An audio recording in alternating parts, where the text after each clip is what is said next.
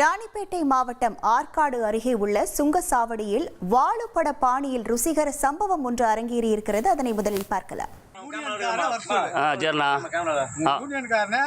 ராணிப்பேட்டை மாவட்டம் வேலூர் டிஸ்ட்ரிக்ட் வர்சூல் பதிவு போடு 10 வருஷம். சரி, அப்புறம் காசு கொடுத்தாதான் வண்டி விடு. அப்புறம் ஸ்டேஷன் போய்க்கலாம். சுங்கவரி கொடுத்தாதான். இதெல்லாம் இல்ல லாரிக்காரங்க அதுவும் வீட்டில் அடுப்பெரியுமாண்ணா? இல்ல லாரிக்காரங்க அதுவும் வீட்டில் அடுப்பெரியுமான்னு கேட்குறேன். என்ன நான் நகராட்சி பணம் கட்டி எடுக்கிறேன். சரி, அது காட்டினா அந்த ரசீதை காட்டினா பச்சைங்க கையெழுத்து போட்டிருப்பாங்கல்ல. அதுக்கு அதிகாரி கிடையாது. எதுக்குன்னா நீ அதுக்கு அதிகாரி கிடையாது. அது காட்டினா காசு நான் கொடுப்பேன். கட்ட முடியாது. அதை நான் கட்ட. வாங்க ஸ்டேஷன் போய்க்கலாம். அப்டேட் பண்ணு. வாங்க ஸ்டேஷன் போய்க்கலாம். அப்டேட் பண்ணு போ. வாங்க ஸ்டேஷன் போய்க்கலாம். எனக்கு வேலை இல்லைங்க. எனக்கு 1008 வேலை இருக்குதுங்க. இப்படியே நகராட்சி போலாம். நகராட்சி எங்க இருக்குது? நகராட்சி எங்க இருக்குது? பைபாஸ் வா. வா, அங்கதான் நானும் பைபாஸ் தான் போறவா.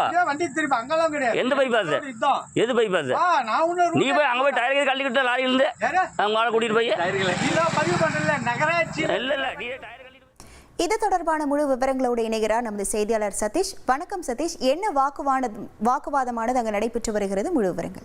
ராணிப்பேட்டை மாவட்டம் மேல்விசாரம் பகுதிக்கு தோள்களை ஏற்றிக்கொண்டு லாரி ஒன்று வந்தது. இந்த லாரியை ஈரோடு மாவட்டத்தை சேர்ந்த ஓட்டுநரான ராஜ்குமார் என்பவர் ஓட்டி வந்துள்ளார். சம்பந்தப்பட்ட தொழிற்சாலையில் தோள்களை இறக்கிவிட்டு மீண்டும் லாரியை எடுத்துக்கொண்டு ஊருக்கு திரும்பிய போது செல்லும் வழியில் அவரை நகராட்சி ஏலம் எடுத்த நபரின் ஊழியர் ஒருவர் அவரை நிறுத்தி லாரிக்கு சுங்க கட்டணம் கேட்டுள்ளார். ஆனால் அதற்கு அவர் தனது லாரி அசோசியேஷனில் இதற்கான பணத்தை கட்ட வேண்டாம் என அறிவுறுத்தியுள்ளதாக தெரிவித்துள்ளார். மேலும் பணத்தை கட்டுவதற்கு மறுப்பு தெரிவித்துள்ளார். ஆனால் தங்களுக்கு பணத்தை கட்டிவிட்டுத்தான் இங்கிருந்து லாரியை எடுத்து செல்ல வேண்டும் என அந்த ஊழியர் சுமார் 7 மணி நேரத்துக்கும் மேலாக அவருடன் லாரிக்கு முன்பாக இருசக்கர வாகனத்தை நிறுத்திவிட்டு அவருடன் வாக்குவாதத்தில் ஈடுபட்டதோடு அந்த பகுதியிலிருந்து லாரி செல்ல விடாமல் தடுத்து நிறுத்தி வைத்துள்ளார். இதனால் சுமார் 7 மணி நேரமாக இருவரும் ஒரே இடத்தில் நின்று கொண்டிருந்துள்ளனர்.